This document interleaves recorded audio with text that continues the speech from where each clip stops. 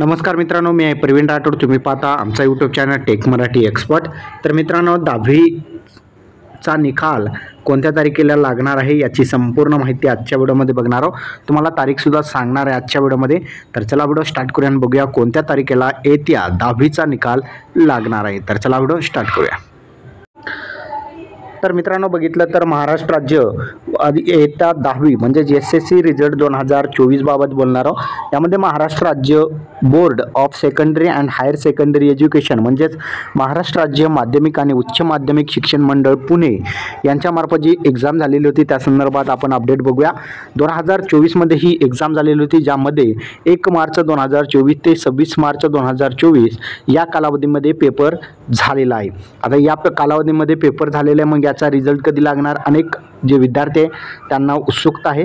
तर याचा रिझल्ट जो आहे मे 2024 मध्ये लागणार आहे. शक्यतो जे 10वीचा रिझल्ट असतो तो 12वीच्या रिझल्टच्या नंतर लागतो, मात्र यंदाचा 10वीचा रिझल्ट जो आहे मे 2024 मध्ये लागण्याची शक्यता असणार आहे. आणि याचं जर तुम्हाला रिझल्ट पाहायचा असेल तर या ठिकाणी ही वेबसाईट आहे. या वेबसाईटवर तुम्ही मे मध्ये तुम्ही रिझल्ट बघू शकता.